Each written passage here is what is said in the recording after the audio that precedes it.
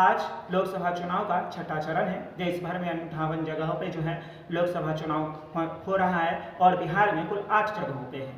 8 जगहों पे अलग अलग तरीके से अलग अलग कई जगह हस्ती भी हैं, कई बड़े नाम भी हैं और कई नए कैंडिडेट भी हैं। लेकिन जो सबसे ज़्यादा 2 हॉट सीट बना, हम उस पर बात करेंगे। जी हाँ, सबसे पहले बात करते हैं शिवहर की, जहाँ रितु जायसवाल और लवली आनंद में ऐसी टक्कर हुई, ऐसे खींचातानी हुई कि ऐसा लगा कि मानो कि कोई वार चल रहा हो।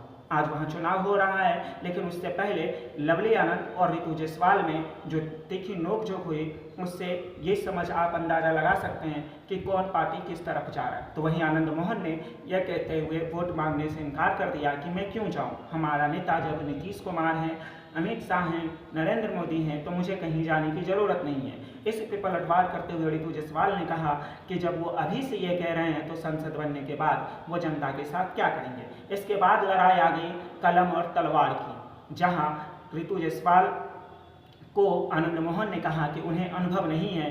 फिर रितु जायसवाल ने जवाब देते हुए ये कहा कि हाँ, मुझे जेल में जाने का अनुभव नहीं है, हाँ मुझे जो है क्राइम करने का अनुभव नहीं है, लेकिन मुझे कलम का अनुभव है। ये कलम और तलवार की लड़ाई चली गई, जिस पे फिर आनंद मोहन ने पलटवार करते हुए ये कहा कि मैंने कितनी किताब लिखी, मेरे कितने किताब पढ़े हुए बच्चे जो है CBSE में काम आते। ऐसा लगा कि इस पूरी लड़ाई में जो है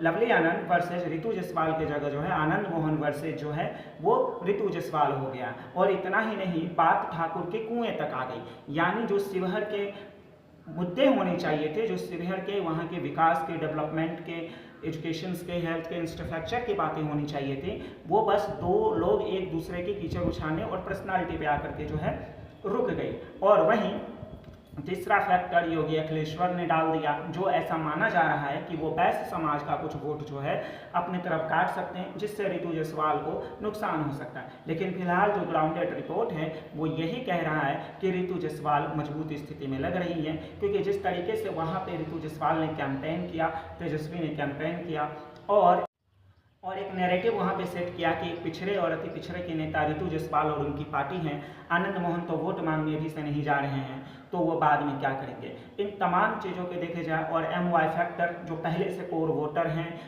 जो तेजस्वी यादव की तरफ है, रितु जायसवाल के आने से वैसे वोटर जो है वो शायद रितु जायसवाल की तरफ हो सकते हैं। इन सभी तमाम चीज़ों से एक बात तो साबित हो रही थी या दिख रहा था नतीजा कि शायद रितु जायसवाल के फेवर में जा सकता है। अब आते हैं दूसरे पे, सिवान पे, जहां जो है लक्ष्मी कुशवाहा, अवध बिहारी RJD से और जो है निर्दलीय से हिना साहब जो हैं वो खड़ी हैं। लेकिन नाम हिना साहब का ही सबसे ज़्यादा आया। आपको बता दें कि वो साहबुद्दीन की जो है पत्नी है।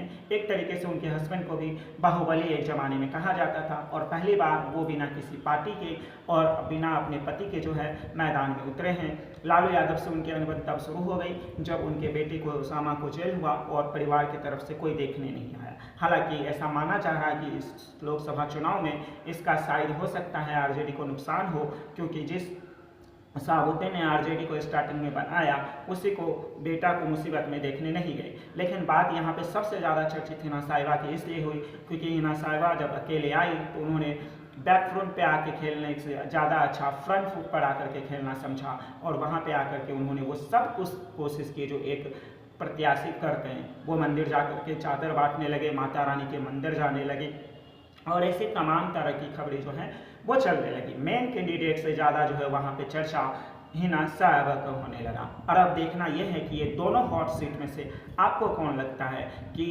सिवान से हिना साहब या फिर लक्ष्मी कुशवाहा या अवध बिहारी बाजी मारेंगे, या शिवहर से लवली आनंद या रितु जायसवाल या फिर लक्ष्मी कुशवाहा बाजी मारेंगे। आप हमें कमेंट में जरूर